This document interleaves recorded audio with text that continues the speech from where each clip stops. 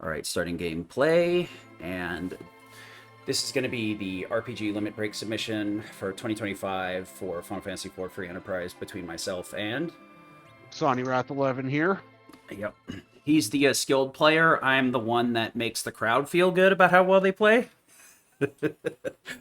I mean, you say that, but there are some things you do that end up being very good plays. But Final Fantasy IV Free Enterprise, of course, the very well-known randomizer of Final Fantasy IV, developed by Boardface. Honestly, I feel like it needs no other introduction than that because it has been around for quite some time. I know. It's been in previous events, though, several times. more of it in a race format than a co-op format, which is what this submission specifically will entail. Of course, with it being free enterprise, we start off with the airship, the Enterprise, and with it being co-op, we have 5 objectives. We need to complete 3 of them, but we are doing information share instead of sharing via like a Lua script or something like that you may see other games do. Specifically, like Final Fantasy I randomizer, its co-op more often than not is done via a Lua script, whereas Archipelago, I know. Free Enterprise is all info share. So name of the game more often than not is divide and conquer. In this case, we started with Spoon and Tella Exit. as well as Kane. Yeah. Tella having exit, therefore incentivizing Sid to head over to Waterfall and loot that out. Yeah, that particular chest there had adamant in the previous 2 seeds, so I was really hoping, and when I got that money, I was kind of sad, actually. Yeah, so with the co-op flags, we do have adamant armors available in shops as well as in chests, and of course rewards from certain spots. It's just a matter of whether or not we find them or whether or not we are able to afford them. Of course, we do have the Japanese items turned on, so exit, lit bolts, Thor rages, Zeus rages, fire bombs, big bombs, as well as the blizzards, the notice, and I forget the other one off the top of my head. I will say, we were pretty stoked when we saw the spoon and we were like, oh yeah, only need Edward, and then we saw him in the end and we're like, how do we get him? There was a lot of interesting start here between Exit and having access to Spoonword pretty early on, giving us very much desire to find an adamant in any way, shape, or form. Yeah, and you may have seen exits for sale in Baron. The only reason that we will pass those up are because, well, we have Tella. Yep. We don't need another source of exit. Yeah. Now, the box item that you saw is a self-cast Berserk item. Extremely nice to have, albeit a little out of the price range right now. And you see me going through Baron into Village Mist in order to check the weapon and armor shops, just trying to see if I can find something better for Kane than the White Spear, even though the White Spear technically is his ultimate weapon. Its accuracy is not that great, and accuracy can play a major role in the amount of damage that you deal. Yeah, it's like a 80 versus 99 from a defense sword. I spent most of this seed trying to avoid buying the defense sword in the vain hopes I would find one. I was like, White Spear's good enough. But Spoonword kind of helped cover the diff on that once we finally got to him. Yes. Yeah, normally I do the Mist and the Kaipo nonsense, but since we had Exit Mage, Waterfall was an immediate target.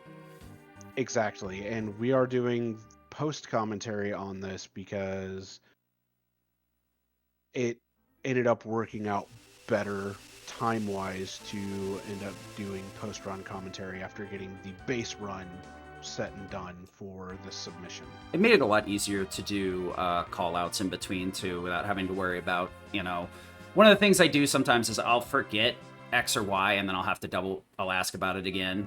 And it does get a little silly, being like, all right, where'd you say the lives were? Dude, you have a tracker, use it! I'm sorry. Yeah, pretty much.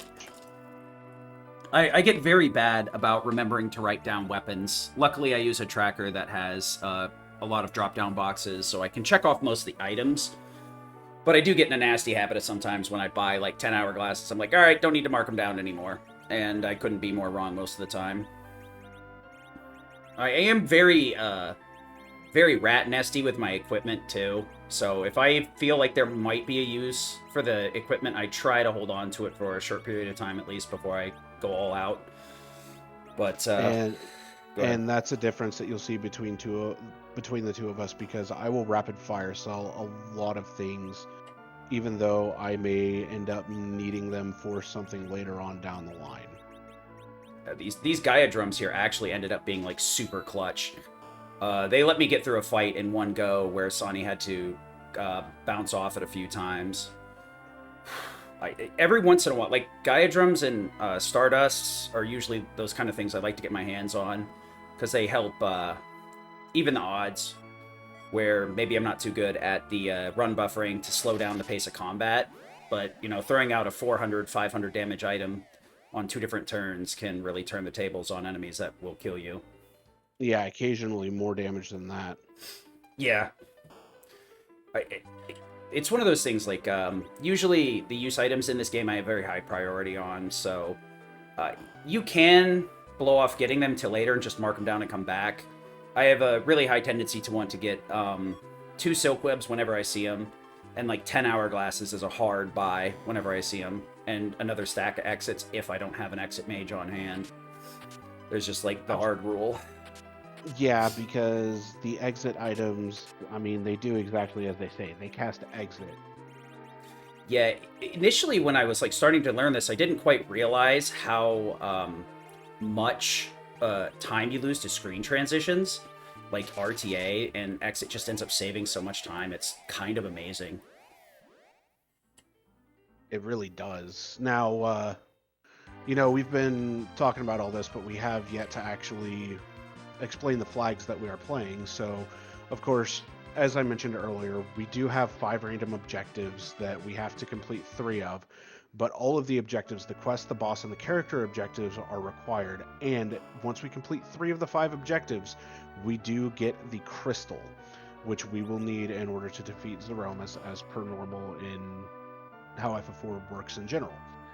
The key items are randomized amongst the regular key item spots, the summon locations, so Asura, Leviathan, Odin, Bahamut, as well as the Sylph summon, the lunar bosses, the monsters in a box, and there is not a free item in Toroya. We do have the pass included in the key item shuffle. So there's only 1 pass that we'll be able to grab in the entirety of the world. Yeah, pass was a pretty big instrument in like keeping me on track with this seed. Our characters, of course, are randomized since we started with Kane as well as Tella, and on top of that, we saw Edward in the inn. And the characters do have their Japanese version abilities. So Tella will have Recall, Dark Knight Cecil will have Darkness, Palom has Bluff, Porum has Cry, so on and so forth. And there are no free characters available. So what that means is normally in Watery Pass, you would encounter Tella in the vanilla game and be able to get him added into your party. That doesn't exist in this. Neither does getting Palom and Porum in Mysidia, Tella again on Mount Hobbs. Those 4 character locations are out of the question.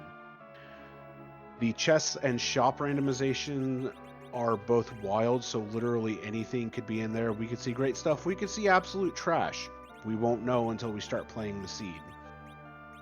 The bosses are their standard scale, or they're standard, so the position of the bosses are shuffled And the Fabul Gauntlet is replaced with a set of encounters that correlates to whatever zone we find the gauntlet in, otherwise known as the Alt Gauntlet. Yep. We can turn the encounters on or off, but we cannot run from an encounter as soon as we enter it. So once we actually get into an encounter, we need to be committed to it. Yep. The only glitches that are allowed or enabled for this seed are the life glitch, the Sylph MP glitch, and the back row glitch, which we'll get more into the back row glitch later. That actually is a lot more imperative than what it initially sounds. Gotta say, I was cackling when she burned her sister. That was a pretty good one. That was great. We do have a starter kit of items, and Edward can equip the spoon. And then the other flag that we have on is that Kokol will craft a weapon from Final Fantasy IV Advance. So it could be the Able Lance, the Piggy Sword, the Lightbringer. It could literally be scrap that is only usable by Edge and does absolutely nothing. Managed to get through there with the run buffer. Managed to get that one extra Gaia drum in, because I don't think Tella would have taken the other one even with the Prote Ring on. Got real lucky. And I only end up picking up 2 Gaia drums here because I felt like 2 Gaia drums were going to be all that I'd need. Now, back row glitch, I mentioned it earlier. We'll go ahead and talk about it now. So Edward's Dreamer Harp is considered a ranged weapon, but by overriding that piece of equipment in the overworld with a not ranged piece of equipment, that ranged bit still stays on, therefore allowing the same damage from the back row as if he were in the front row. Yep. So that'll drastically increase his survivability. That's why I'm putting him in the back right now. I went to grab the Zeus Gauntlet, not necessarily because I wanted the increased damage on Edge. It was more so that I wanted to move the Protect Ring to Eddie to give him a little bit more survivability. It really kind of helps in the long run. Zeus Gauntlets end up being very big because of the extra 10 strength. But the one thing that I'm still trying to hammer through my head is extra strength on Eddie doesn't matter when he has the spoon because of damage calc. My brain thinks bigger strength number go better, and that's not necessarily the case. Yeah, and this is where I do end up wiping to the Dark Imps in the second spot a couple times just because I end up just having a little bit of poor luck. I also end up mismenuing a few times in it, and it didn't go well. The first couple times, I believe third time I get through it. Now, Sid here is going to go up Mount Hobbs in order to see what the character is up here, and it is our first objective character. One of the objectives on the seed was to get Sid, so that ended up working out very well for him. Oh, yeah, we both do use trackers, so we'll be able to use a local tracker on the PC. We'll take whichever one wants to be used for the thing, but we both use trackers, so it won't be an issue tech-wise. All right, so second time I attempt to use a Grimoire, it doesn't work out. I give it another shot, and Tella unfortunately just gets hit way too hard. Yeah, it's... Dark Imps are one of those, like, bosses you're like, ha, don't care. But when you actually fight them in an early spot like this, they hit really hard. I used to totally disrespect whenever I saw that boss, but after a few times of getting wiped on the floor with them in moon spots, I'm like, yeah, I'm respecting this fight. I think we ended up just deciding to do the back row here. So I mentioned it. I think we both came to the same conclusion at the same exact time on the back row. Yeah, we did. I mean, I was considering doing it the second time, but I wanted to see what the absorption on the Dragon Armor would do versus him just being stuck in his Iron Mail as per normal. So I end up switching over to using a Grimoire here. I get the Sylph Summon, which is nice, but not entirely what I need. It's not enough just yet, yeah. Take a look in some of these other checks for boss fights so that I'm kind of doing a little bit of stuff to balance out that Sonny's having a bit of trouble on this fight. We do our best to like keep the pacing and not try and pull too far ahead one way or the other unless we get really like wild chains that lead to nothing but progression. But I poked my head into a few different places just to look for stuff so that maybe it's progression, maybe it's not, but now it's off the board. Yeah, but that balance, it always has a chance to swing in the opposite direction. Yep. To where I end up being the one that's well ahead, where Sid ends up. There's been a few times where I get behind. Yeah, there's been a few times where I've ended up the runner-up, and it just happens. But we do our best to balance it so that there's not like one person still playing for 15 minutes at the very least. Worst case scenario, we're going into Z-Moose at level 70 and just completely wiping the floor with him. Yeah, that may or may not happen here. I may have made the final oopsie. So whenever we finally locate Adamant, which is what we're expecting, we tend to be very chest gremlin-y. But once we hit a point where we realize there's no Adamants in the shops, we kind of go sparse on the chests. But my tendency is to loot Goblin as much as humanly possible. And even when it's not humanly possible, I'll still find chests. Luckily, Spoon Man here is high DPS. Just got to keep Edward alive long enough to get him a few levels. And then we also pulled out that Artemis bow too, which puts Sid in a fairly strong position. Just got to add arrows. The seed prior to this one, we could not find anything better than mute arrows, I think. Yeah, mute arrows were the best arrows that we had found in the seed before this one. Now, go ahead. Sid ends up coming across a very fun fight here with Biken at Antlion, or as we tend to call him, the Bagel Man. Yeah. Because these arms, after Biken's body is defeated, after a set amount of turns, they will detonate and deal whatever amount of HP they have remaining as damage, and in turn sacrifice themselves. Yep. Some of these fights are legitimately dangerous with a low party count. There's some that are like technically easier, like Golbez, but a lot of them end up being more and more dangerous the further along you find them. So even though we just get a glass mask out of here, I saw like a Zeus and an Artemis bow, so it was like pretty much check the top floor because there is good stuff in here. Yeah, and I immediately equipped that Zeus Gauntlet onto Sid just because I want to kind of even out my party's damage output, and there was that Artemis bow that Sid had found earlier. And, of course, Water Hag being in a very, very bad spot in this case because we do want to see 3 bosses later on. Yeah, I honestly was, like, considering resetting out of it, but I'm like, you know, let's just see if there's something in here. I'm a little bit ahead. This will help even it out a little bit more. Getting lucky on those Gaia drums really... Some fights, it just is feast or famine. Actually starting to get into the later checks. I think it's, what, Fabul, Hobbs, and then my favorite, Flamey Dog chest. And Evelyn, yeah. I think, at this point. And this is the moment that I usually am like, hey, Sid, you're closer to Flame Dog. That's going to be a much easier check for you to get done. Yeah. Would you go ahead and do it?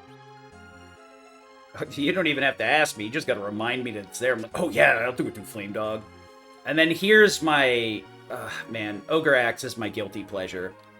Most of the axes have really, really awful accuracy, but high damage. And the Ogre Axe is like very middling, but it has that giant killing, so it's a little bit better on the Mage Ogres. And it doesn't have bad accuracy, so at some point here I decided to throw it on instead of the Artemis bow. Because with poison arrows, my damage is just so awful. The downside, though, is I lose out on the, like, 15 agil, but I don't have to worry about running out of arrows, and I also can get consistent damage. It's just one of those me things.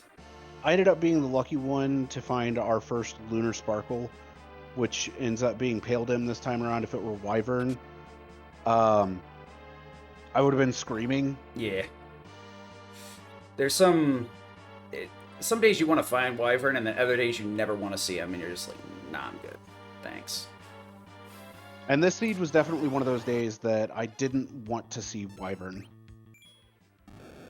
Yeah, early on we had, like, the White Spear, which is nice for, like, this fight, because I believe Pale Dim's also weak to Holy.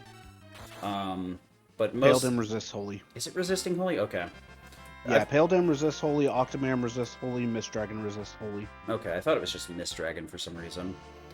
So, I, like, give this a little bit of thought whether I'm going to keep it or not.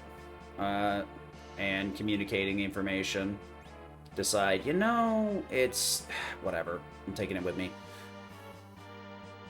And I end up checking some of the stuff in Fabul. Normally, I would go check the throne room, but after pulling the Avenger, if I remember correctly, I don't end up checking the throne room, just because I decided... Oh, no, I do go to check the throne room. Okay. It wouldn't I couldn't remember if I did it in this seed or not. It's super easy to, like, get a super tier item and then just kind of blank on what you're doing. There's been a... Or... Go ahead. Go ahead. There's a few seeds where, like, I've been dead set on chasing down Mist check after doing Mist Dragon, and just bounced off of one thing into another, to just forgetting to check Rydia's mom over and over again. Bit better about it recently, but still pretty funny. And, like, picking up that Avenger, normally it would incentivize me to be like, okay, I don't need to really check anything else here. But in this case, I decided to go ahead and check what remained in Eblin Castle, which was nice because there was a Mosmian there, but aside from the Avenger and the Mosmian, that was about it. Yeah, we're in a pretty decent position if we see Cecil or Edge anytime soon, but if I remember right, we found them towards the very end of the seed, so a lot of our time is spent with the Crystal Sword and the Masa just rotting in our inventory. But a lot of your time was. The Crystal Sword is one of those where it's like, all right, I found the answer. Now I just need to go get the question. And sometimes the question just never comes. And this seed definitely was one of those times. Yeah, this wasn't we've had some pretty rough ones, and this one was pretty even, honestly, which is probably what I would expect from a vetted seed. The balance would probably be this or lower, more or less. It's really not that bad across the board. Having early Sid, Artie Bow, even if we're, you know, like right here is where I threw the Ogre Axe on since I was in the castle, because I'm like, alright, this will actually kill the ogres. So instead of wasting time with arrows, it was one of the things I found out recently from Sonny, where he's telling me that the arrow, like, hit animation takes forever when you hit multiple times, and I'm like, nah. So I'm a little bit more skittish about using arrows, unless they actually do damage. Yeah, because you have to wait for each arrow to hit, therefore it ends up consuming quite a few more frames if you are trying to do things within a certain time limit. Yeah. It's a lot more of an issue against the Romus because of how the background of that fight is, as well as just everything else with that fight in general. Yeah. I didn't really, like, notice it until we got an Apollo's Harp or something like that, one of these seeds, and I was like, nah, I'm memeing.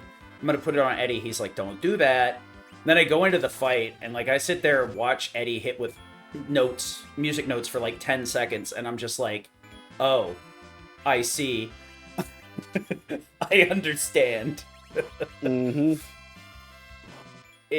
The main pitch, though, is just like, I'm pretty decent at it. I've gotten to a point where I can make a little bit more risky plays and not get super punished all the time. I usually only get punished when I'm kind of being absent-minded about things, which does happen every now and again.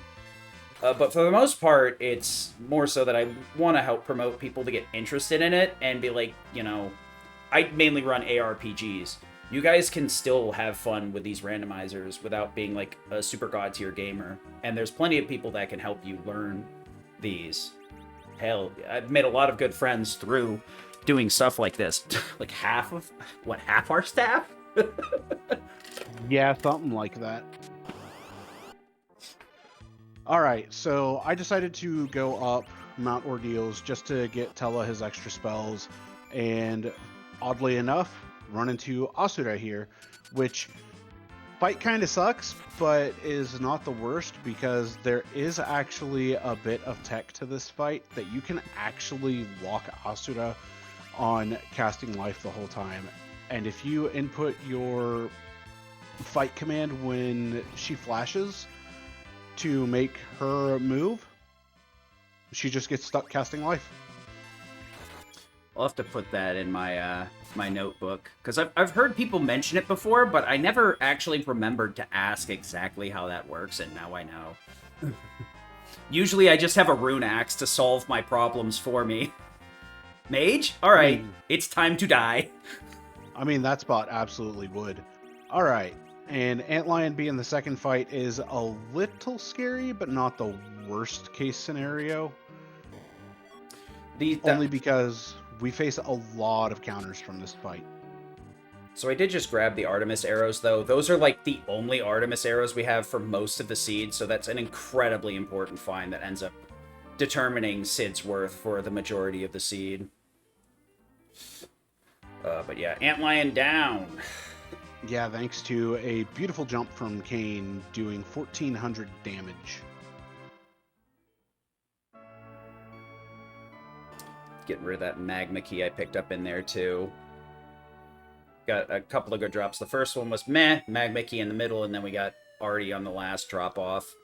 And luckily that was the Mad Ogres, so it's double duty. Yeah, so I throw those two Soma drops on Tella because once we finish up Mount Ordeals and actually make it into the Sanctuary, Tella does get the Meteo spell. Meteo costs 99 MP. We don't have the MP underflow glitch enabled. Otherwise, I would have been abusing that very heavily. So, in turn, I just have to bump Tella's MP up. And Dark Elf being the boss here as a two-face fight kind of sucks. Not the end of the world. Yeah. More inconvenient than anything else. Now, this is the boss I was thinking of, actually. It's Dark Elf's second form is weak to Holy. There you go. Which is why I confuse it with Pale Dim, because the sprites are very similar, or exactly the same thing. they're the exact same, just two different colors. The Dark Elf one is a gray sprite, or gray in-battle sprite, where Pale Dim is, of course, the white in-battle sprite. There's Altella's learning Meteo, and Sid is now underground going through Castle Giat, or the Dwarven Castle. Yeah, I make these shopping trips top priority because, as we said, adamants are loose and they're in the wild shops, so we definitely want to look and see if we can find them. The only problem that we have getting adamants is getting enough money together because they are extremely expensive, but one or two can shift fortunes in a massive way. So, and turns out I found the sirens while I was at it. Sirens are a weird one. Most of the time, if you have enough key items, you really only need like 3 or 4. But you usually should buy a stack of 10 unless you have some indication that you'll be able to make do. In this kind of position, I think we end up going with, we pop a siren early for some extra gas. Maybe one of the other seeds, but it definitely was a consideration when I was going through here. I was like, maybe an egg might be in order. I think you did. I don't remember if I did. Only because there was so much that ended up happening, especially on the early part of this seed, because when we found, or when you found Magma Key, that then opened a lot of ends checks. up opening a lot more checks, because there are 7 monsters in a box in Stealth. There are 4 monsters in a box in Tower of Babel. There's 1 in the Cave of Summoned Monsters, including the free check there, and then the Asura and Leviathan spots. And then there's Top of Tower, Super Cannon, and Dwarf Castle Boss. And once we have Pan, there's hitting Ying with the Pan to get the Self Summon reward, as well as going to talk to Sheila and turning in the Pan there. Yeah, I tend to err towards Sylph once Giot's complete. So I tend to usually keep Tella. Unfortunately, with like this party, we don't have a good way to clear anything. We can just float through there, and that's about it. So I ended up blowing it off for a lot longer than I wanted to, and came back to it at the very end. Get some silk webs here too. That's a very important help, unless we have an silk webs. You pretty much are gonna hard want for Z if you don't have adamants, because otherwise you're gonna have a hard time getting through the fight, or at least I do. Even with adamants, using a silk web does slow Zeromus down to where you can do the fight much, much faster and much more safely. Speak of the devil, finally located the adamants, which is what what I was looking for mainly. So trying to assess my money and not make any aggressive sales right now, since I'm not close enough to adamant, and continue looting from here. But now we both have quote-unquote perfect information. That's pretty much the one thing we need to know. So we're just kind of wandering about. So, bit of a lull in the action while chests are being checked, as well as me dropping the magma key in order to get underground. There are actually a few different areas within the entirety of this run where we'd be able to have donations read, which for sure. I know that is quite helpful, because I know there are times that donations in and of themselves, they can get just completely blocked up in the queue. And yeah, but both of us are used to the call outs for it. And for the most part, we're not constantly discussing things. It's more so like my tics of reading out chess, and then Sonny be like, "Yeah, don't care. Oh, did you say black belts? What, bandanas? Okay, Zeus gauntlets. Ah, there you go. That's the one I'm interested in. The other ones I don't care about." yeah, but and go ahead. I mean, on top of that, we would probably be communicating between ourselves, where we would have commentators actually talking while we are playing, which also would make things a lot easier for donations to be read and things like that. And with this being a co-op submission instead of, say, a race submission, it also makes setup going into actually having the run live a lot easier, because then we wouldn't have to worry about setting up barriers or anything isolation. Like that. That way neither of us could see and have us in isolation. If anything, you'd have to put the barrier up for me, because you'll notice every once in a while I'm double checking to make sure there's still actual like collision on the walls. That's because I'm looking at what Sonny's doing. I'm like, oh wait, hold on, I might be able to. Oh wait, no, actually, I'm just not looking the right way. A little bit of fun, but yeah, honestly, like there's enough people that are very familiar with this that we could do commentary on site. We could always discuss it with games committee, whichever way committee feels comfortable with it. We could handle it ourselves. We could have somebody else do it, which is probably the better play. But we're open to kind of whatever option is desirable, because at the end of the day, we want to like showcase this a bit, maybe speak at the end or the beginning a little bit, and then from there it's kind of whatever happens in the middle, as long as we can play the game. Absolutely. So we do see the Fabul Gauntlet at the Calcabrana spot, or Calbrana. Yeah. So this is the alternate gauntlet coming into play. Yeah. And Sid's going to handle it extremely well.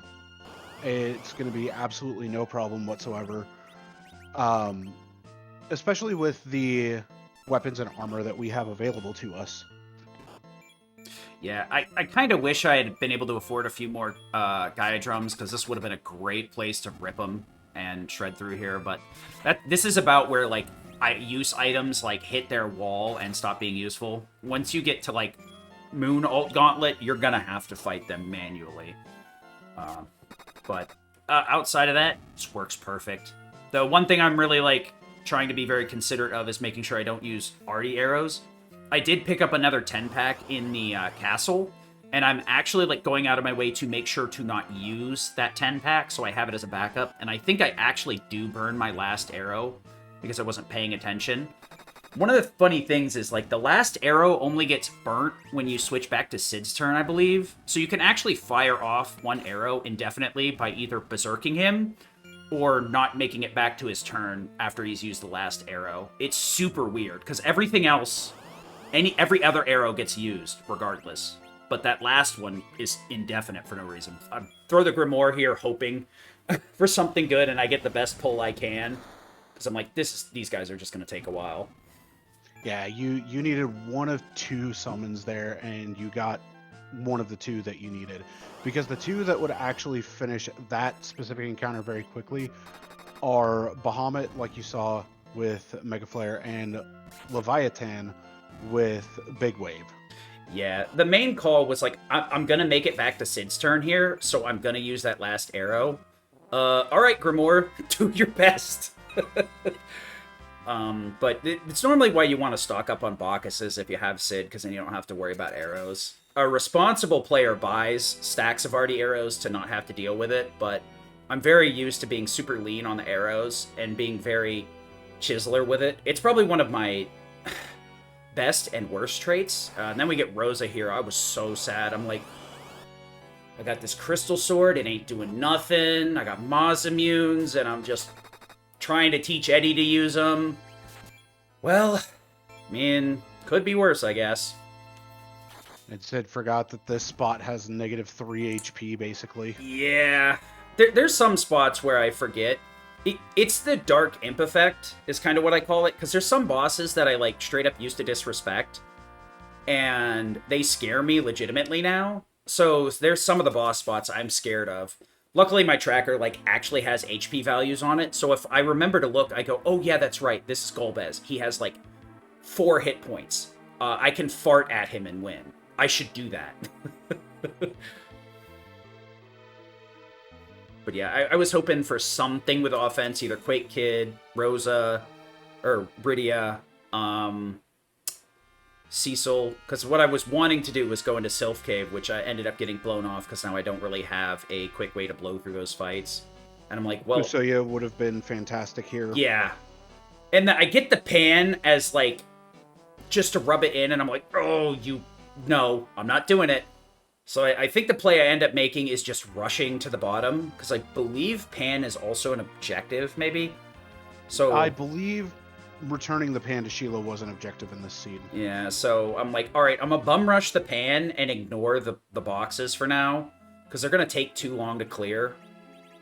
And make a little bit... I was like, do I have anything to put on you? Nope. Alright, well, you're gonna have to make do.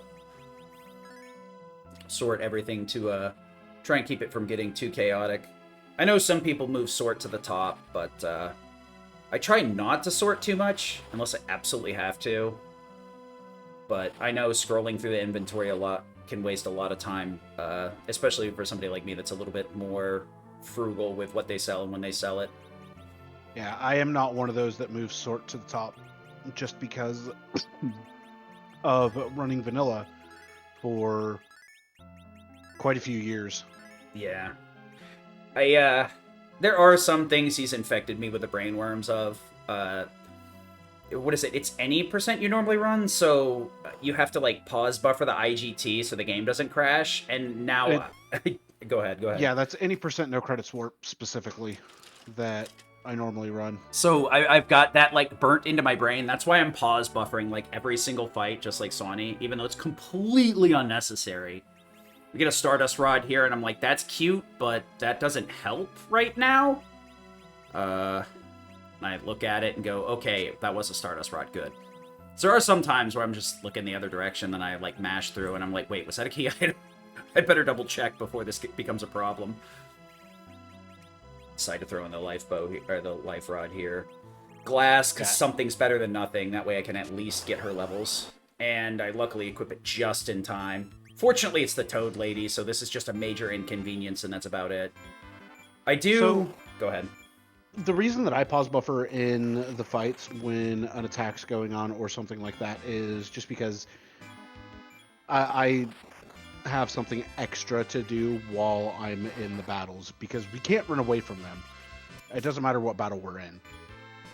It does keep me active, that is for sure. And then I do that all the time. You're supposed to pause first, then run. And I'm like, really? Do I have anything here? Nope. Oh, I guess we're going another turn. I historically hate the Toad Lady in general, just because it makes these fights so obnoxious. It's not even that it's hard, it's just long. So something that I have at my disposal for the Odin fight that Sid did not is the ability for Tele to cast Lit 2. Odin is weak to lightning, and Lit 2 does more than enough damage alongside a couple physical attacks just to obliterate Odin and get Rosa a bunch of levels in literally no time. Yeah, I have a nasty habit of forgetting Tele's corner cases. Because the main one is I keep wanting to think Virus is good, and that's like After Years Virus is good. This Virus is meh if you're like down bad for damage, but if Virus is your first choice, something's wrong. The Virus in 4 is okay because it does also inflict the Sap status, which of course drains HP, as you would expect from the name of the status in and of itself, over time. Now, it does wear off after a few turns, but the amount of HP that it drains is not entirely insignificant. Yep. Poison is either, like, really one of those, like, split stats, where it's like, it's either really good or really bad. So part of the reason that I decided to bum rush the pan is I hadn't been to Fabul at all yet, so I'm like, you know what, we're doing all this in one go. Let's min-max Fabul. It's very rare that I get rewarded for blowing it off, but man, when you do, it's so nice. And this is absolutely one of those seeds that you did get rewarded for it.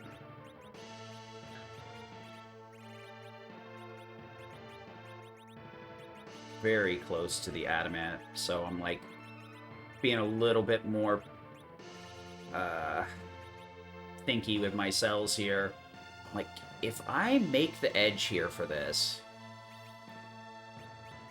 the mute bells are a nice little corner case. Since I was planning on going down Sylph Cave anyway, mute bell will mute the souls down there, and it'll basically allow me to avoid those billion flame 2 animations.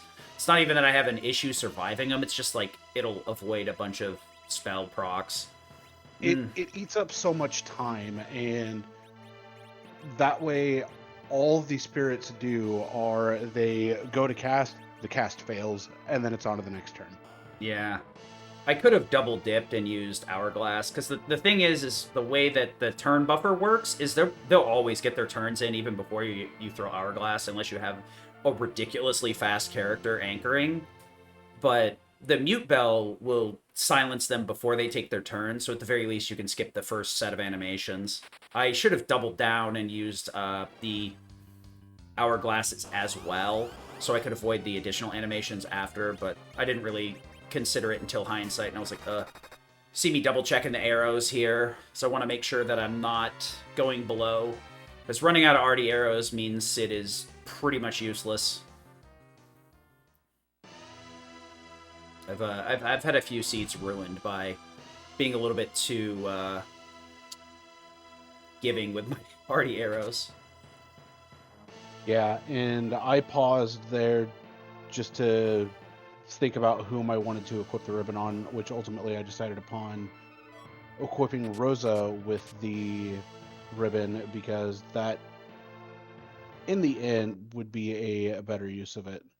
Yeah, especially with a co-op seed, you're far more incentivized to make wise plays and consider things than rush the decision.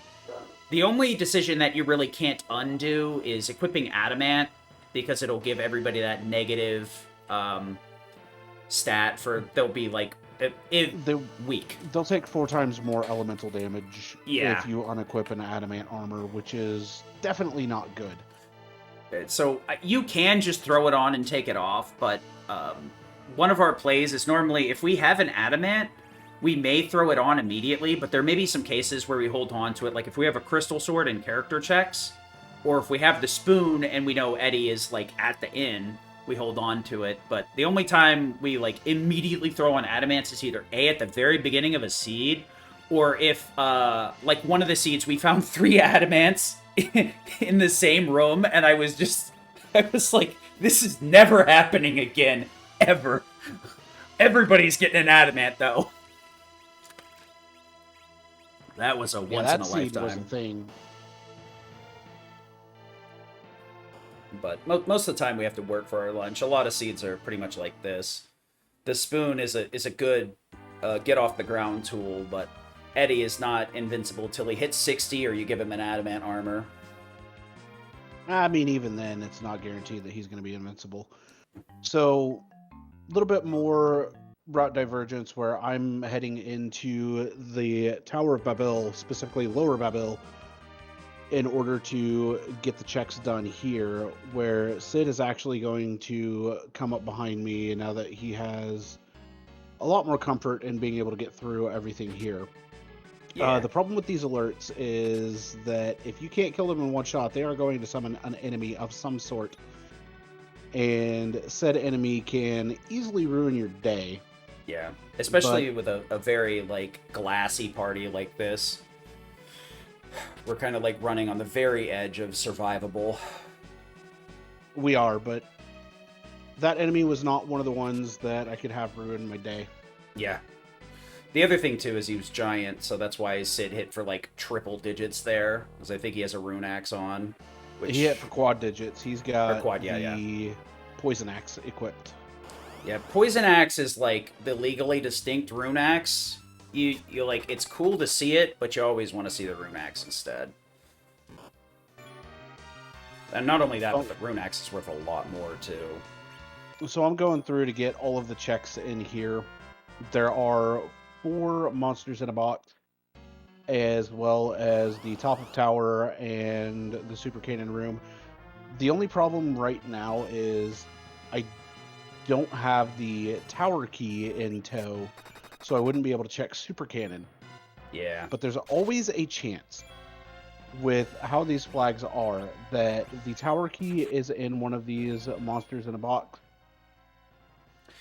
or on top of tower. It's a pretty good possibility too, where like we went underground with very little and we went through most of the checks.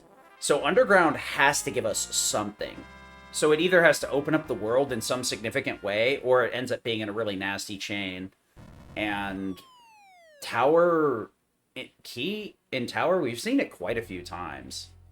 But worst case scenario, it's 4 checks plus the boss, and we come out of it with something other than the tower key. Or in this case, we get the tower key and you make the correct play. Just like the Fable double dip. And in my case of the tower key, I just ended up laughing the entire time. Yeah, we had after I found it. The previous seed too, I think we found tower key in tower, but it was like the chest past door, so it was like mildly obnoxious, but still pretty funny. Yeah, because the tower key was just past the super cannon room itself. Yep. It's always nice when you get up there and you don't have to... The only thing that stinks sometimes is when it's like, you get a critical mass of key items in there, and it's like, get in here now. This is probably got progression. And then you've got to wait for the other... Ideally, you want the other player to leave instead of wasting your time doing tower key, so you can avoid the fight and the boarding animation right after you get out of tower. But it almost never works out unless you're really far apart, like this right here. So I can get the information on tower key, whether it's worth turning in or not, without wasting time doing it.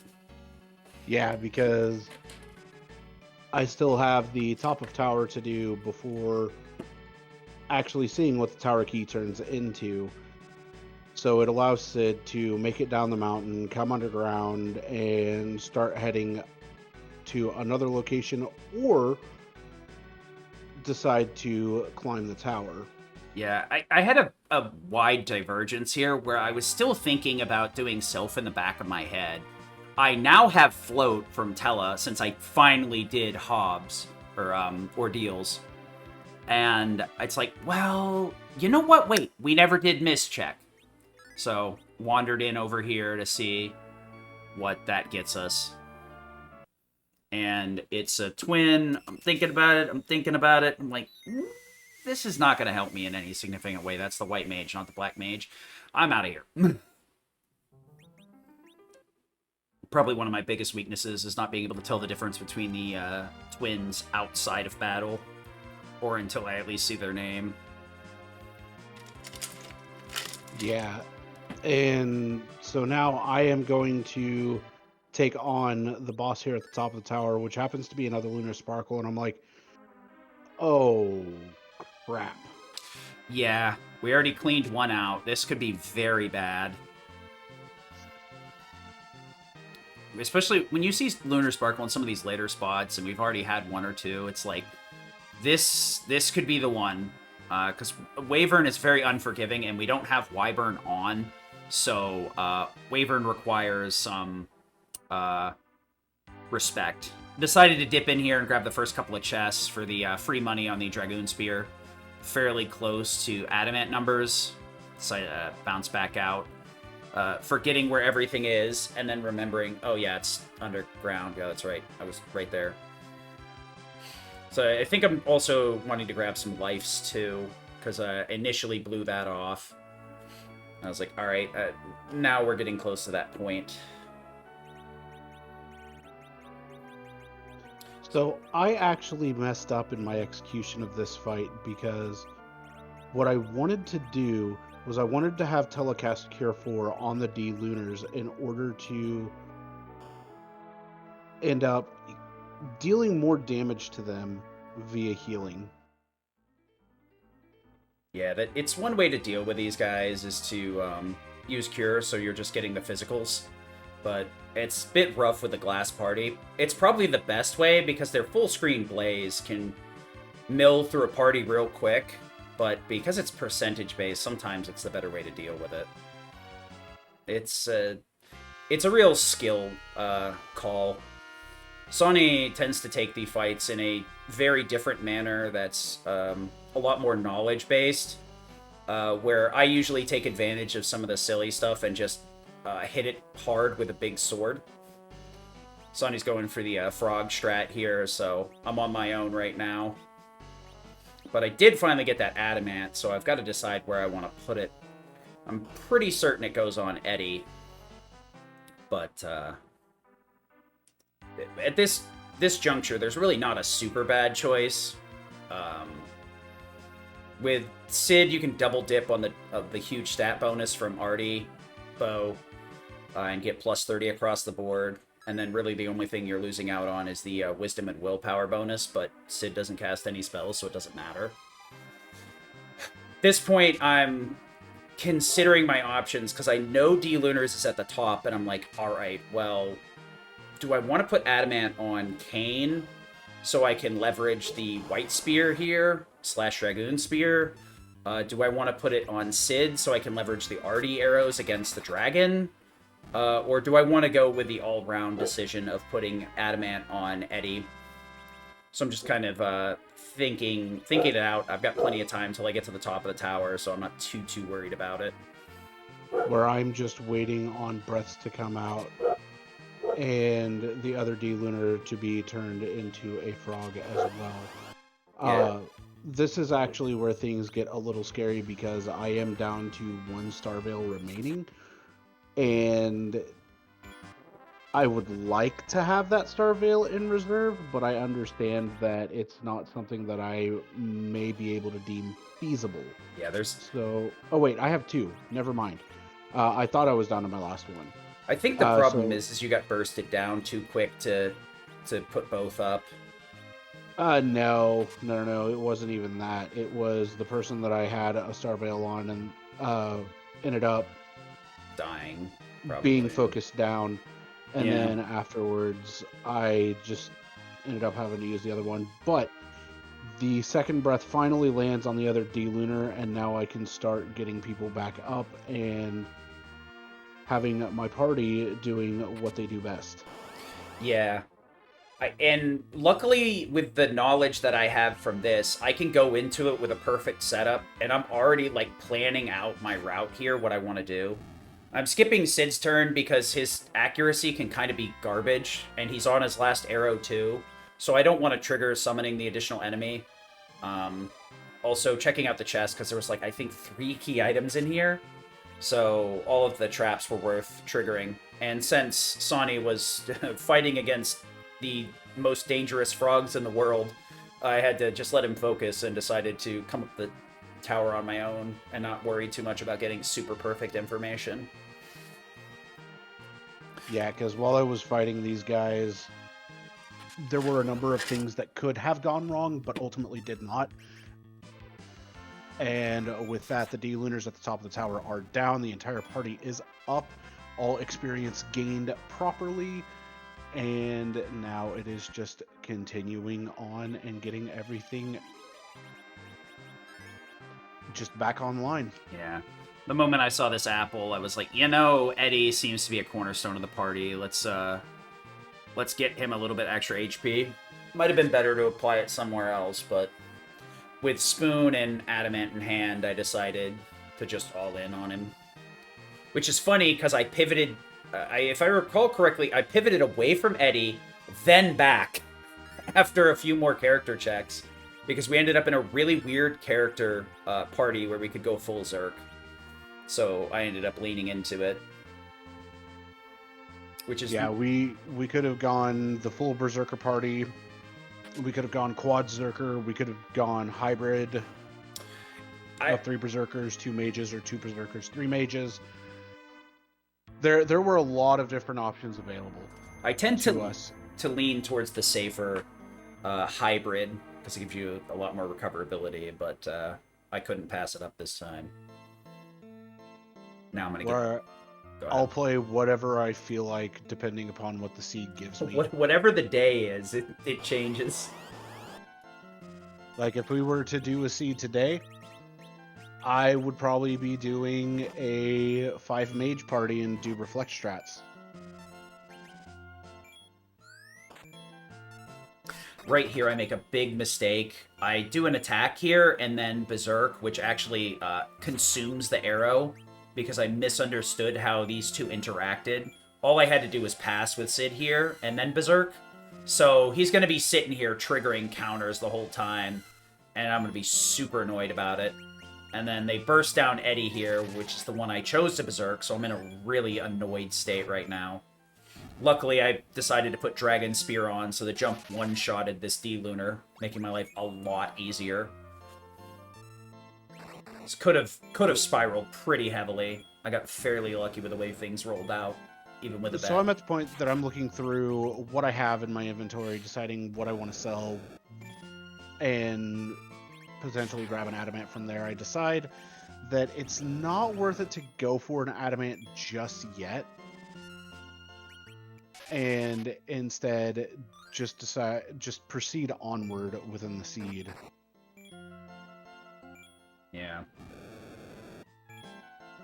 Luckily, this right here is the payout for holding off on that second stack of arrows. I arguably, I would have already wasted all 10 of them, so I would have ended up in the same position, but no arty arrows. I did note that Agart had samurai arrows, but I've tried that before, and samurai arrows are depressingly bad damage-wise, unfortunately. But we make it through.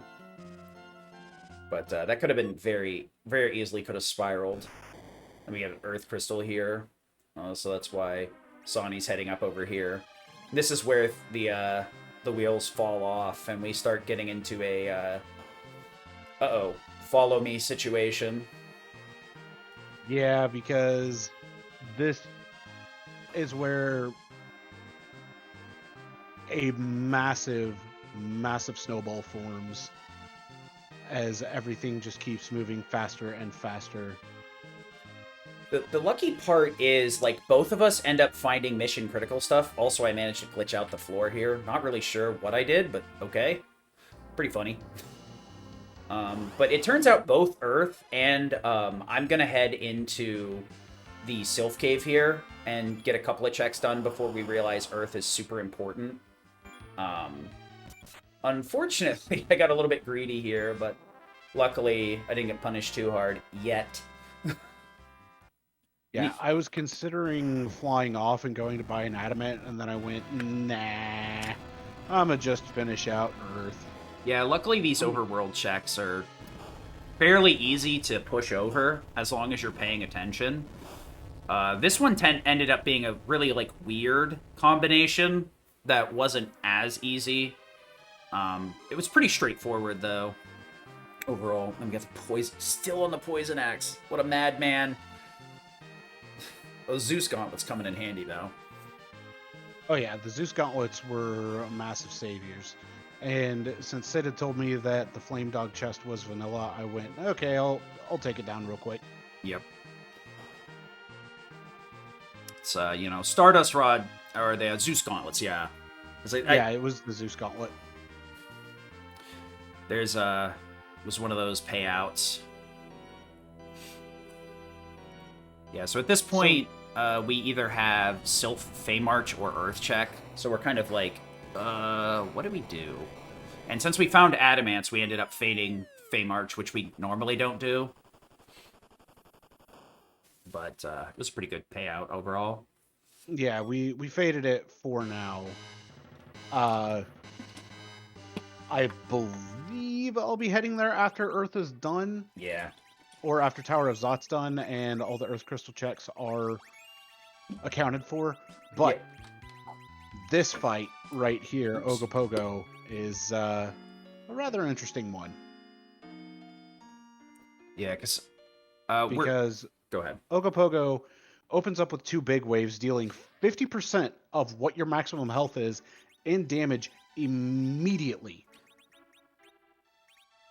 So if there is another fight that opens up with some strong attacks right out the gate, you run into a few issues because it then makes it very easy to die afterwards. That is not foreshadowing of what happens to Sid, I swear. You don't say. Yeah, normally you see Big Wave and you're like, oh, dude, that's fantastic. This party sucks. That's gonna do, like, nothing. So I head into Sylph now that I finally have Float, and I've looted Tower, which I know has Tower Key, so I was like, alright, we'll just clear up that check immediately. I get this marble chest down here. Unfortunately, like I said, we don't have, like, a good way to clear, so I'm just gonna throw a couple of Berserks and let Eddie take care of everything. Trying not to burn through my arrows. Go ahead. And while he's doing that, I'm figuring out who the characters are on Tower of Zot, and the first word that comes out of my mouth is Cecil. Yeah. The other shoe drops. We still have that crystal sword, and we can buy adamants. This is a major game changer. Spoon is like Excalibur. Cecil. Crystal Cecil is unparalleled in his massive DPS, especially when you add an adamant and crystal sword. If you do things right, you could just about solo the final boss with him without too much trouble. So you actually can, you just need a Drain Sword and an Avenger in order to do that. Yeah. But it takes a long time. Yeah, so we get the combo of lose 50% into if you attack me, I kill you. So luckily, he already healed up, so he can just burst through this. Yeah. Normally, Dark Knight, I tend to not mess with, but the tracker I use does actually track the amount of damage that Dark Knight has, so I can roughly guesstimate safely what it is, assuming I'm paying attention. This spot is a really rude one. because you get surprised and you don't get to see the sprite ahead of time. So you don't get to really formulate a plan. You have to react once you fall into the fight. Of course, I know it's Dark Knight here, but I have to remember that it's Dark Knight here to avoid disaster. Fortunately, I have made several mistakes in the past, and I've been a lot better about saving. So I did save before I head into Sylph Cave, but I hear that Cecil, and I'm like, alright, this is top priority. We don't have a good way to grind just yet, because we don't have darkness. We do have access to sirens, but do we really want to do eggs without 10 key items? Ooh, pass. Yeah, Cecil's very, very high priority now.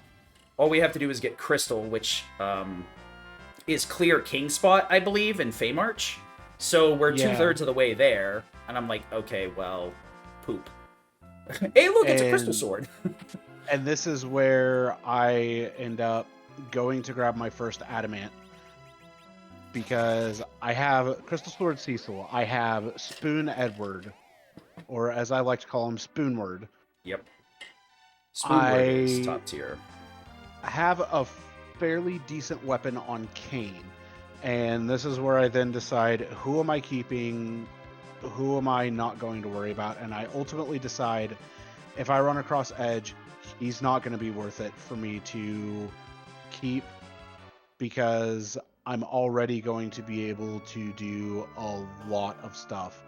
I buy one Adamant and we equip it on Cecil immediately, move him into the center, and from there, look through what I have, decide, oh, I still have that Bahamut. I need to sell that. Yeah. As well as the Cat Claw. So the important thing is that first chest that I hit in Sylph was actually Baron Key. So that's still a play now, and that gets us quite a few bosses and another character check.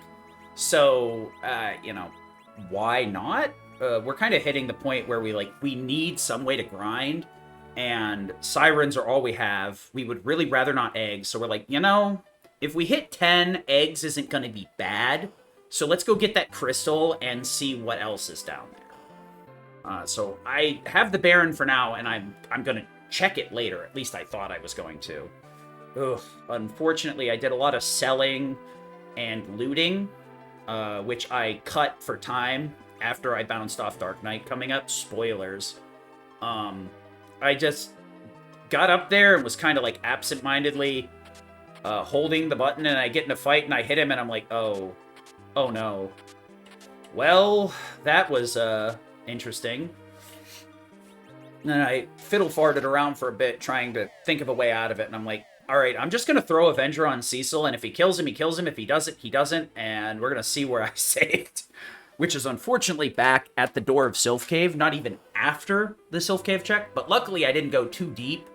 So there was only like 5 chests I checked, and most of them were useless outside of like the extra crystal sword for money. So I head on up and make my fateful play while Sonny is actually progressing forward. Yeah, so I am in the Land of Summon Monsters cave, or as I tend to call it whenever we are practicing, the Eidolon cave. Yep. And I'm just making use of items that I have, trying to take out the warriors as quickly as I possibly can, because I don't have any AoE damaging magic. I just have Cecil with a crystal sword. I have Kane. I have Edward on critical HP, who will immediately hide, and Sid on critical HP. Now, the nice part about Paladin Cecil, while the party's at crit HP, is that he covers everybody, and with that adamant armor, he only takes 1 damage. Yeah. Because the adamant armor is actually what tripped me up here. I saw, okay, adamant spoon? Yeah, this will clear anything. And it just, I purged all recent memory, so I'm like, yeah, hold button, go burr. But the Eidolon setup here for the warrior chest is really cool, because these tiles, I think, take like 100 apiece, so all you have to do is just run on the tiles, heal up Cecil, and the warriors will only ever physical attack So it sets up for a very free fight there, as long as Cecil isn't like front road. But So the Eidolon caves are 50 apiece, 50. where the Sylph caves are 100 apiece. Okay, I got it backwards. I gotcha. Yeah, this Sylph Cave is part of the, like, a lot of people don't like going there because it's all like trap chests. I kind of like it because of the density. You get some decent amount of EXP there while, you know, looting, and you have a pretty decent chance of spiking some mediocre to like high gear. So I finally get up here and I'm tantalized by the Cecil coming up. Get stars in my eyes, get him set up, and then I'm like, all right, we'll clear this next fight, and make the mistake of saying hi to Dark Knight the wrong way. And it was kind of like written in the wall because I didn't heal up before I got in here. Adamant does some funny things to your brain. It's definitely one of those things that I'm gonna remember this from now on. Yeah, and I end up jumping back in to pull the free key item from this cave, and it happened to be the pink tail, which if we had hook, I would turn that in for yet another adamant, but no hook in sight means no adamant available through those means specifically. Hold on, I might have been screwed from go, actually. Did I? I noticed that I have an Avenger on. Yep. All right. I was done from the moment I walked into this fight. I didn't notice it before, but I had Avenger on Kane, so this was all she wrote before I even stepped into the fight. That's a real rough mistake that you can make quite often, leaving Avenger on Kane. Because you normally swap it off, and then it'll keep the properties of the weapon you had equipped prior. So Avenger's just free Berserk and instant Berserk without the animation. But forgetting to unequip it is a mistake as old as time. You actually could have just swung with Cecil at that point, and you would have won the fight. I was hoping the Berserk buff would be enough. I didn't think it would force another turn out. But I've learned real good. I saw this spot and I'm like, oh no, where am I? Okay, I'm underground. What items do I have? I still need to get Baron Key. I'm going back in for Baron Key. I mistakenly think it's the next floor down, and then remember it's in the first two chests when I check these three. I'm like, oh wait, no, it's not these chests, it's the next ones. Luckily, I get the extra crystal sword, but it's not like really a big game changer. But I beat feet here and don't mess around with selling or any of that other stuff again. The only downside here is, like, I decided to go straight for Hourglass. I should have gone Mute Bell into Hourglass, like I was mentioning earlier. That was a mistake, but it's one that I'm aware of now. I mean, you could have gone... You could have done Mute Bell and then ultimately just... Ideally, yeah. Ended up using the Stardust as well as the Gaia Drum that you had in your inventory. Honestly, I was a little bit flat-footed at that point after making such a grievous error. I was kind of like, I was operating on autopilot. You're talking about grievous errors, and I forgot that after you Berserk Cecil, you do not get the ability to cover the other characters. Berserk interaction with cover is such a frustrating one. I actually did this fight the exact same way, except I didn't Berserk Cecil, because I've actually done this in this fight before, too. Luckily, like, every time I make these mistakes, I tend to, like, hard imprint them on my memory banks. So, an error like this, it means it's very unlikely that I'll repeat the same thing. Especially now with the criticism where it's like, you probably should have just sung with Cecil and you would have been fine. Because I did have him kitted out at that point. He had, like, Black Belt Bandana and Zeus Gauntlet. And this is when I realized, oh no, it's up another floor. Do I want to... And I think about it and decide to dig a little bit deeper in here and change my mind. I think I cleaned this floor up because I'm like, all right, I need something to even the odds. And then I realized this just ain't it. I think I find something good down here, but... I defeat Evil Wall at the Leviathan spot or the King of Summon Monster spot and receive my crystal as well as the Lucky Key from it, which puts me in go mode and I go, let's go ahead and check the other thing just to be safe. Yeah. And at the same time, with Sid having taken that wipe, it then allows him to have time regained. Yeah. Give me a So that chance. way, I'm not way out ahead of him. Yeah, because I think this is one of the few times where I think I've wiped in like 3 seeds. One of them I rage quit, but that was like really early on and I hadn't saved at all, like 20 minutes in. I was like, oh, fuck this. And then the other time, I actually regained my footing and got ahead of Sonny. So, Language, sir. fair. It's just a submission. I gotcha. That's why they don't put me on microphone. It's funny. You actually get up there in front of the camera and that filter kicks in real quick. Surprising.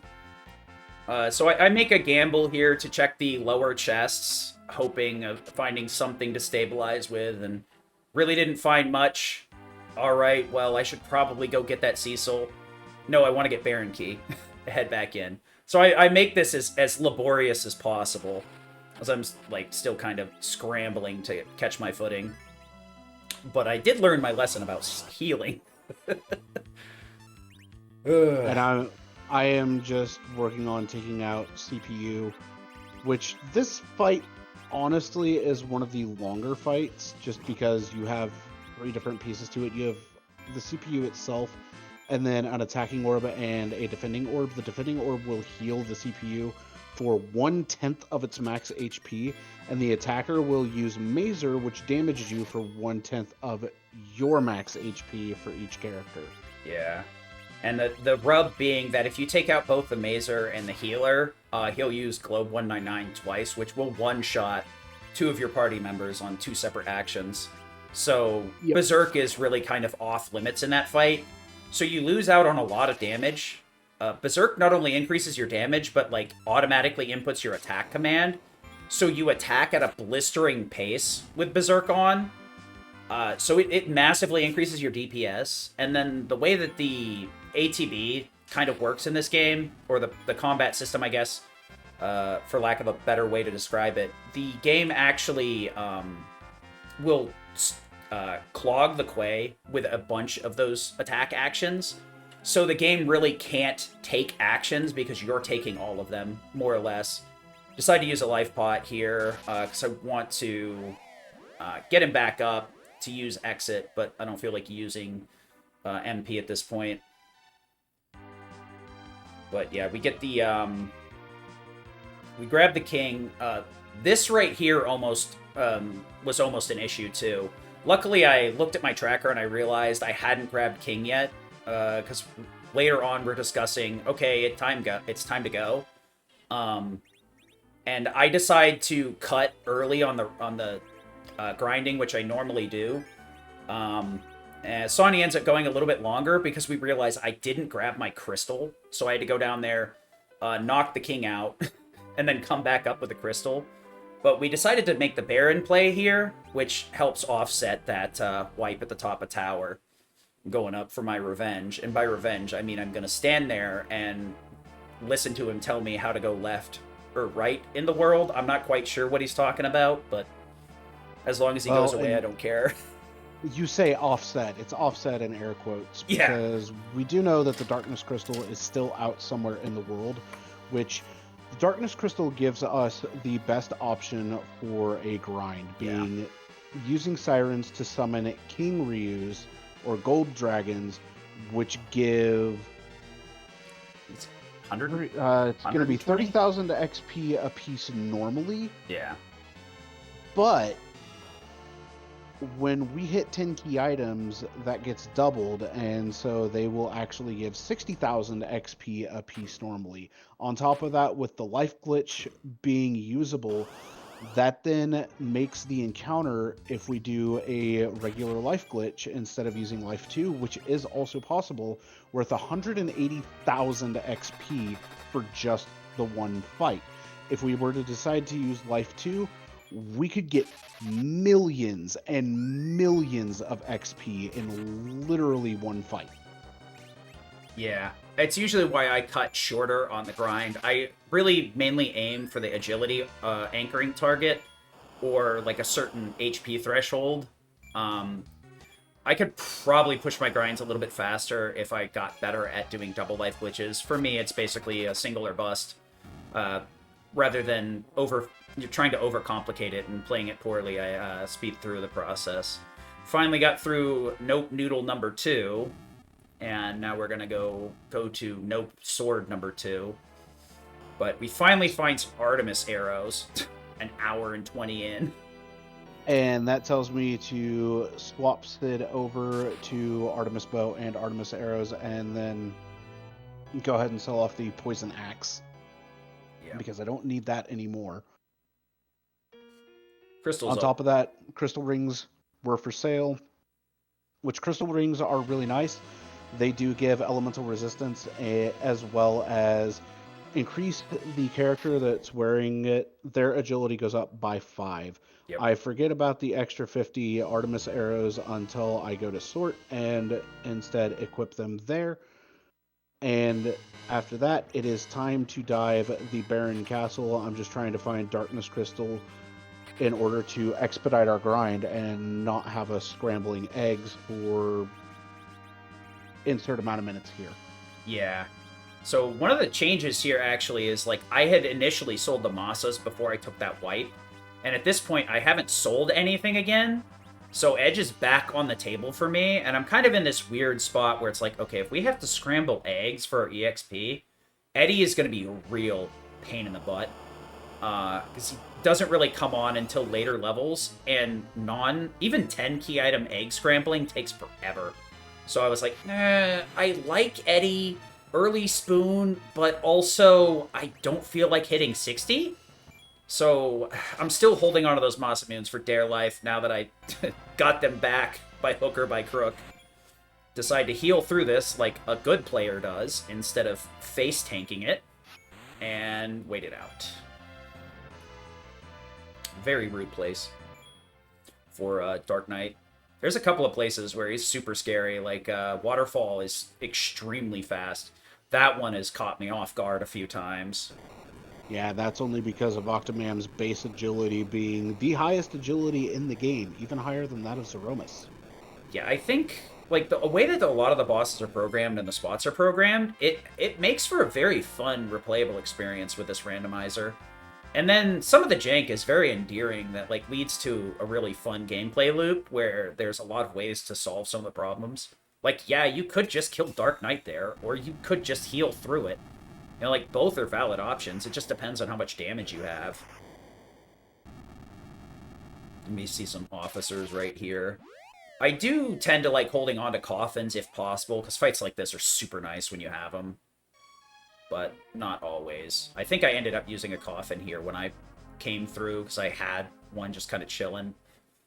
Those are... Yeah, and I decided against it, but with that fight, Rosa actually does learn Cure 4, which was a bit hilarious, because she only needed that small amount of experience in the grand scheme of things to learn Cure 4 and become my healer for this party as a whole. Yeah, so I'm holding on to the Full Moon because I'm like, okay, I still have the Massas, so maybe Edge is on the table. Full Moon or Boomerang will both give him back row, so it's a decent one. Stardust Rod's just cash at this point. The one big thing, though, is finding that Baron key was actually pretty nice, because even though I had to redo the check, it loops right into Baron because it spawns you there. So I can pretty much just clean up behind Sonny here and follow the leader. I do my best to cut corners where at all possible, though, to catch back up. I was like, are these 3-pack worth it? Yep. We still have Adamant, so I'm like, well, if we're going to have to grind on eggs, we're going to be hurting for money, so I'm kind of looting a little bit indifferently. But if we... The big thing with dragons is you get a huge amount of money when you grind them out. So you can usually buy 2 or 3 adamants if you're willing to go back to the store. But I'm like, all right, I've accepted it. We're going to have the 1 adamant. I don't think I'm going to make enough money. It is what it is. Unfortunate. And by a huge amount of money, it's I think it's 68,000. It might be 69,000 GP with a life glitch. Let's see. Yeah, trying 10. to remember real quick. 23,000 per King Ryu. Yep. So 69,000 with a regular life glitch per fight. It turns into an absolutely ridiculous amount of Money. gold that you earn very, very quickly. Now, we do end up splitting the boss checks here. I end up taking out Ruby, where Sid is going to go straight to the throne and take out whatever's in the Kegnatsu spot. Finally use those use items responsibly. When we took like 60 fights. Yeah, so right now I'm kind of like, man, I don't have anything good on Cecil. But I do know that the chests over here are super high value, and I'm like, I think this will push me over the edge. So I opt to grab the chests, but not take the fight unless it ends up being something. So we kind of meet in the middle here, but I was pretty much dead set on not doing this fight unless I absolutely had it to. So I was really hoping this check kind of was nothing much. And after enough turns go by in the fight against Ruby, you will eventually get text of him saying, I lost now, other stuff, and then finishing out with good luck. Yep. And I managed to get that in this seed. Yeah, Odin's spot usually takes a while since it's intended to be super late, mid-late game, rather. A lot of these summon spots are pretty hard to chew through. Luckily, we haven't seen, like, a Luca check in a while, because, like, Demon Wall isn't really that bad, but you have to go all the way down and warp back out. Ugh. There's a reason a lot of people do the warp glitch for Yacht instead. Yeah, Luca takes a bit to get through, but Octomam on the throne is not a big deal. This spot doesn't have a whole lot of HP. Usually goes by very quickly. Even though it is resistant to the holy element, it's still very, very easy to get through. So I see Edge here and I pop off because I'm like, you know what? I'm kicking Eddie out. And the reason that I ended up making this decision was he has the adamant. Cecil's got like a black belt right now. I'm like, I can put this adamant on Cecil. He's going to go burr. And Edge is going to work out better in the short term because I won't have to grind him nearly as high. And I also don't have to worry about the ×4 damage penalty that from taking it off Eddie. At least that's what you thought at the time. That was the thought process in the moment. Because I'm like, we don't have access to the moon. Dragons, we're going to have to do eggs. So I'm going to be dealing with a lower EXP party and a lower money party. And then we get darkness out of this check. And I go, excuse me? And I try and think, what am I going to do? I adamant first, and then I'm trying to think what I'm going to do from here on out. Unfortunately, I kind of lose track and forget that I need to go down and kill King. So it ends up being one of the last things I do. But now that we have access to the moon, I'm just like, all right, well, I got to go launch the ship anyway. I guess I get Eddie back, yeah? So we end up... The nice thing, too, is Edge comes pre-equipped with pretty much everything you want. Black belt, bandana. The only thing he doesn't get is a strength ring or a Zeus gauntlet. Honestly, there was a point where I really didn't respect black belts as much as I did. But I realized very quickly that, like, black belts have their place because they actually have a decent amount of magic absorb. Power shirts may have, like, plus 15 strength, but you end up running to max stats eventually anyway. And not having any magic defense puts you in a really rough spot. The power shirts are, like, they're neat, but they can screw you over. So I've grown more fond of Edge's starting equipment. His equipment is so good that him and Fu both are like have nerfed settings, if I remember correctly, that like remove their equipment too. All characters do, because that's the see naked. Oh, okay, see naked, yeah, okay. But we're at the point now that it's just gathering the items for going into the King Ryu grind. I just have to pick up my sirens and then another adamant. Sid going to pick up sirens as well, and Yeah. since I'm still decently ahead of him time-wise, because I've got all of my objectives done where he doesn't, it's one of those things that I go, I'm just gonna grind until I can get my adamants. Yeah. My thought process was we have pass. I'll just come back and buy some adamants with the money I make. So I beeline it straight to the moon. All the while, I'm mulling over grabbing Eddie again instead of Rosa, leading to some suboptimal piloting. But, you know, we'll get there eventually. I think I may have mismarked it, because I've come to Troya a few different times, so I think I may have mismarked Troya as... Oh, no, I was coming for items. Okay. Yeah, you were coming in for your hourglasses. Yeah, because I go with 10 and 10. Usually, unless I have adamants on board and I don't have a ton, I'll usually only do like 3 or 4 dragons. But I buy 10 because it's just easier than mashing the button or like rolling it back down. Most often, I'll grab like 5 sirens, and it depends on how much money I have, but good practice is usually getting 10. Especially for a newer runner, doing an egg down there can shift the tides really quick, and it can be enough to get a couple of levels so that your life's a lot easier. There have been some seeds where, like, we open magma and we're like, you know what? This party sucks, and eggs are funny. Yeah, like, if we're able to get a coffin and a siren right out the gate, Yep. that usually ends up being 1 dragon kill, The one that's... which nets 34,000 XP. The one Which, that... if we have Palom, that puts him just before learning Quake. Yeah. You can also, like, fudge it in a few other ways, like Assassin Dagger's a nice little edge scenario that I've used before. That one's always a funny.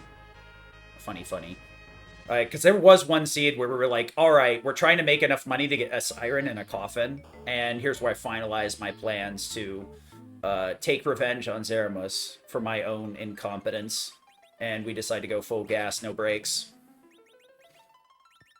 I do believe we still have the issue of him having elemental weaknesses, but it's not going to be that big of an issue. Like, the blitz from the dragons that they do on their second turn will be an issue. One of the other things I needed to be careful about here, too, is since I kicked him out of the party, it removed his back row flag, so that's why I'm putting the bow back on, so he can be back rowed. Although, since I'm planning on going against dragons, for the most part, it's not a huge thing. I could go buy more arty arrows, but I usually just supplement with 10 Bacchuses in this instance. I have a dragon spear, so I really don't have to worry about it too much. Most of it is just making sure my turns are aligned in such a way that I can throw a life. There's 2 different ways to do King Ryus. We can either go down the Cave of Value, or Bahamut's Cave, or go down with the full intent to finish the seed up by just walking to Z. Normally, it's not worth bouncing back, even if you have pass. The main value comes from either having adamant or missing an objective, or both, like I did. So I go down there, scramble up some dragons, and decide to turn back around. There were some other options that we had. We could have gone into Luca Cave, if we had Key, which I don't think we had in this seed. We had Luca Key. It came from the King spot. Okay. It came from Leviathan spot. So we are aware of some of the alternate grinds. We can do eggs. We could also do the doors on the way in Luca Cave. We can also do behemoths here too if we don't have sirens. There's a bunch of spiked behemoth fights. Another one that we've tried before that I actually like a lot more is doing the main LST and going all the way down and taking the chests on the way through, because there's a couple of really juicy fights. I believe it's a pair of red dragons and a blue dragon, red dragon, and those are a ton of EXP. Pair of blue dragons and a red dragon, blue dragon. On top of that, there's Couple of Warlock 3 carries, 2 Warlocks 2 carries, a warlock, and a dragon fossil, and all of those are worth a lot of experience. Yeah. On top of that, we could take on the or the D-Lunar Spot, Yeah. which that yields 100,000 XP normally, but with the 10 key item bonus, it then makes it 200,000 XP. We could have also gone into the Giant of Babel in order to take on the Elements spot as well as the TPU spot, netting, I think that's 500,000 experience total. Yeah, there was a seed where I went through there, and that was enough as well. This Element spot's really nice, too, because you get a heal before you go into it, so even if you're, like, just getting dogged all the way there, and you've, like, oh no, I forgot to bring cabins or whatever, you get a free heal before you go in there. So, it's kind of hard. Well, I wouldn't say it's kind of hard to die in that spot. That spot has a ton of HP, so there are some bosses that are super toxic in that position. Yeah, that's a spot with 100,000 HP, but with how the Elements fight works when you run across it normally, it's split into 4 different phases. 2 phases, technically, of 50,000 HP apiece. Once you get each phase down to about 5,000 HP, or each specific boss down to about 5,000 HP, then it'll transition to the next one and refill the 25,000 on top of however much was remaining. Yep. But you have to deal 50,000 total in order to be able to take out whatever the first 2 are, which usually are Mylon Z as well as Rubicante. Yep. So the cool thing here, too, is since I'm running a mageless party, healing would usually be something I'm kind of scared of, but since the King Ryus always start with physicals, even if I let him burst down my members to crit where they're on their knee, Cecil will automatically block for him. So we do get to that point, and I end up just letting him body tank for the rest of my party instead of having to worry about curing up with either his spells or Cure 2s that we start with. Those are... Man, starting with a stack of Cure 2s is so nice. So this grind ends up taking a little bit just because it's not something that we're able to get through very quickly. And on top of that, with the adamant armors, the agility anchoring values get very wonky, to put it in the best possible way. So it makes things a little bit harder to do properly, though not impossible. Yep.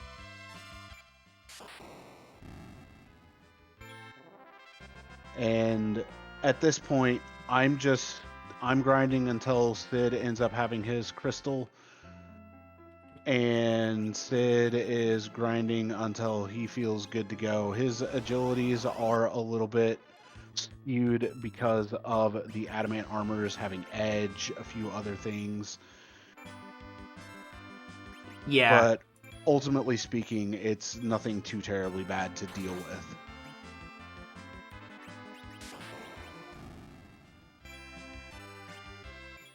Yeah, luckily, we had a lot of other options in mind for grinding. That is the one thing we were very aware of our options.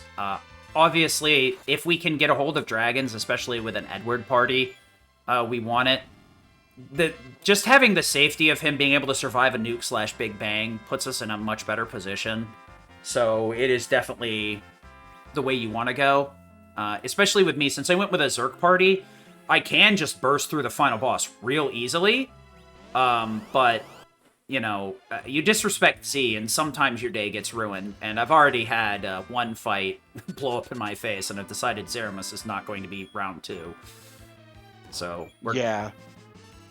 Because with Zeramus being the final boss, and having a technical grand total of 130,000 HP, it's a rough fight. But, yet again, with Zeramus, that fight is split into 2 different phases of 65,000 HP, and once he drops down into his critical range, that's where he can refill and extend the fight into that further range.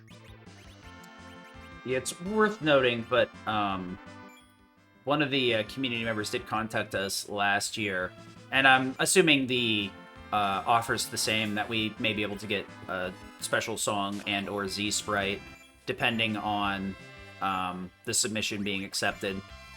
But it's something we can discuss after. But it's definitely something that is possible, for sure. Absolutely, and I believe your King Ryu grind is coming to an end here pretty soon. Mine will be extended just a bit longer. Yeah, I play it a lot more aggressively at this point, since I've made such a boneheaded error.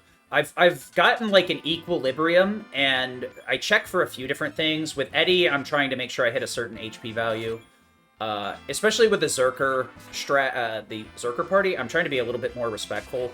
There is something that we have been kind of dancing around the whole time and mention it every now and again, anchoring. I'll let Sonny explain it more in depth, but I'm gonna take the 1,000-foot approach to it. More or less, agility is only important for the center character. And throughout the game, there are some times where there's value in switching them around or equipping them with faster agility stuff. Mainly, it comes in as a super important thing for the final boss fight. And this is really the only place where I care, where I believe it's, multiples of 14? So I'm always looking for that multiple of 14 so that I can slow Zeramus down, and I got it on edge, so I'm like, alright, I'm out of here.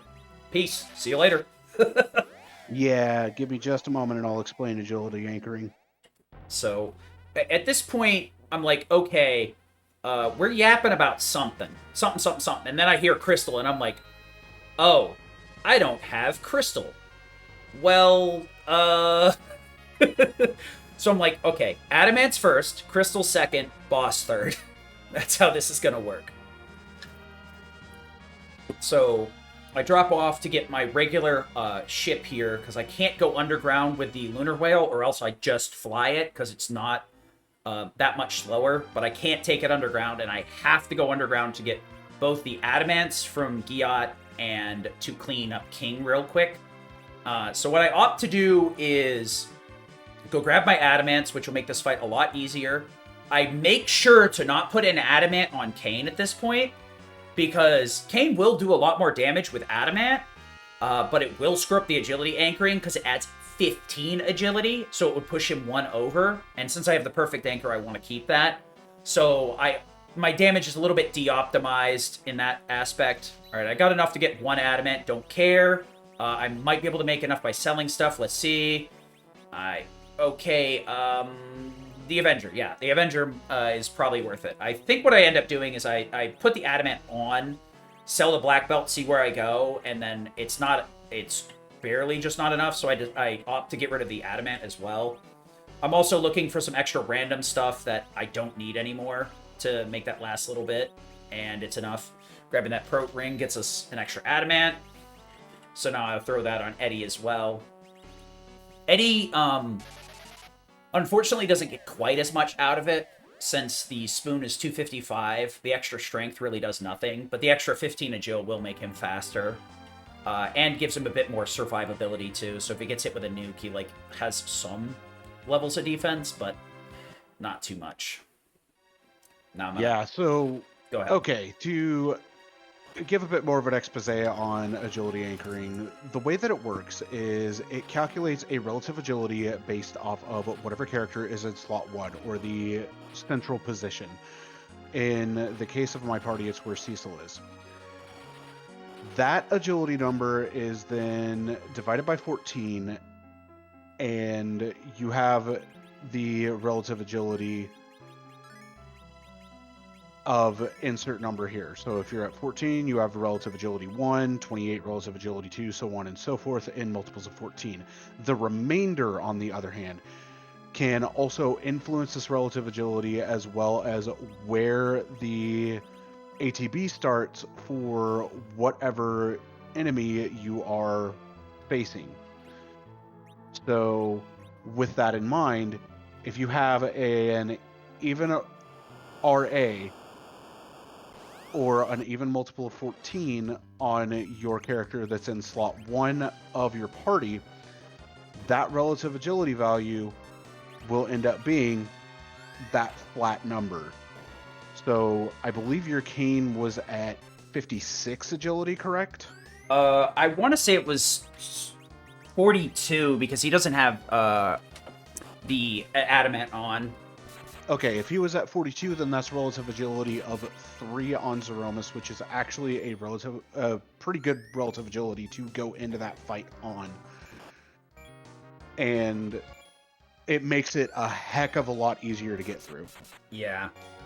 It's one of those, you don't necessarily have to understand all of that nonsense, but basically knowing that, like, multiples of 14 in the center slot makes Zeramus a lot more reasonable to deal with. It's probably one of the first, like, high-tier, quote-unquote, strats that is worth learning. Right here in this fight, I opt to do the defense strat with Cecil that we were talking about earlier. I also noticed he was getting punched really hard because he was in the front row, so I back row him, because everybody has back road weapons at this point. And I just kind of chill with him. I could have been attacking with Cecil. That's probably like the only thing I did wrong. There's that Luca key we were yapping about a minute ago. But Luca key is a really rough check. You really only want to use door grind with Luca key. Luca key is definitely one of those like, well, I don't have any other options, so... So we both finally have endgame access now. So I'm taking a second here to get out of here. Use one of my elixirs so I can refill to make sure I have exit here. Cecil's go ahead. With both of us now having our crystals in tow, because my objective was to just do my grind until Sid had his crystal, which I am heavily overleveled from where I would normally go in at. And I'm just going to make it even more of a joke by purchasing the adamants that I, air quotes, need. It's really want. Yeah. It just turns everything from, all right, Zeromus is a bit scary to Zeromus is mildly scary and more of a joke. Yeah, so I opt to sell off the Dragon Spear here to get the defense sword. I'm doing a little bit of math to make sure that I don't sell everything off and have nothing to attack with. And I'm like, oh, wait, the Avenger's worth a ton. Never mind. I'm being silly. So we pick up the defense sword. It's not going to make a huge shift because he doesn't have adamant armor, but he'll be hitting all of his rolls with a 90% hit rate rather than the 80% that spears come with. And I go ahead and pick up the 2 adamants that I want for my melee characters, being Edward as well as Kane. I am then going to head back up, pick up my defense sword, and then we get to use the pass to proceed on to Zeramus, being our final stop of the run. Yep. The nice thing, too, is one of the things I've learned... well, right here you'll see one of the things. You like to adjust your equipment so everything's in the right spot. Especially if you're going to have to spam a bunch of Bacchuses, it's better to have it at the top. And Crystal being up at the top is a really nice one, too. But also, you may notice I have, like, 0 HP on pretty much everybody. Luckily, you get healed once you walk into this room by the cutscene that's supposed to be here. So, even if you wander in here with absolutely nothing, as long as you have Crystal... you have a fighting chance. If you come in here without Crystal, I don't know what to tell you. If you go into there without Crystal, you're basically resetting out. Yep. It was a very interesting seed, too. As having go when we did, obviously we could have pushed through a little bit quicker instead of going for the 10 key items. But there was plenty of reason to mess around a bit since we could achieve overwhelming power. Obviously, like, with a seed like this, if we're behind schedule, we would know better than, and, you know, push for a little bit of suboptimal or less fun, like, egg grind versus being able to come in here and just clean up Z. Well, air quotes, less fun. It definitely would be the suboptimal grind, but at the same time, it would actually be the faster grind to take. And so, with Zeromus, we have to open up using the crystal as per normal, because otherwise we just straight up can't damage him. And on top of that, we won't be able to damage him for a set amount of time Lelouch, no! I don't want to! Insert command here. Yeah. Now, the Zoroma sprite is randomized as well, and we happen to get Lelouch for this one. There are a lot of Z sprites, and a lot is the best way that I can put it, because it's over 400. I think might be over 500 now. Yeah, the pool is so big that a lot of people have not seen all of them, unless they specifically were looking for the sprites, or they were the spriters themselves. Unfortunately, I threw that Silk Web a little bit early, because it does take a while for Z to be targetable after you throw the crystal. Luckily, I had 3. I bought 2, so that I have one for a random fight, and then I have one for Z, but I also found another one in the castle, so I had a spare for my spare. You always get a counter nuke here when you throw out the Silk Web, because he counters direct magic with a nuke. But it also does some weird shenanigans with his first Big Bang, which will heavily cripple its damage to the point where it's almost non-important. It's part of the reason why the Silk Web is so important. Not only does he get 2 stacks of slow, but having Big Bang do like a couple hundred damage instead of nearly 2,000 damage is very nice. Yeah, it fully nerfs that first Big Bang. I think it's something you can like do multiple times, but the first one is pretty much free, and then every one after that you actually have to work for, if I remember correctly. Yep. But he's not going to get another Big Bang out. And this is when Sonny has so much damage that Z just gets crumpled.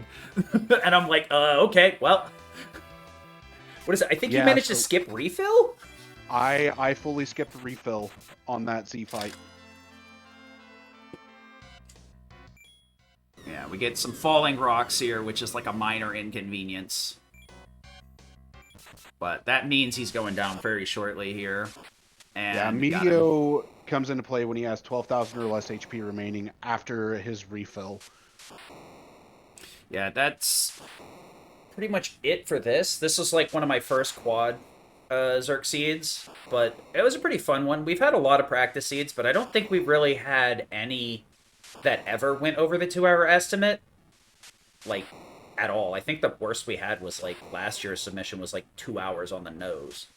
Last year's submission was, like, 203, but even still, yeah. like, we didn't go over all that much, and that seed was absolutely atrocious. The absolute worst seed we could have had.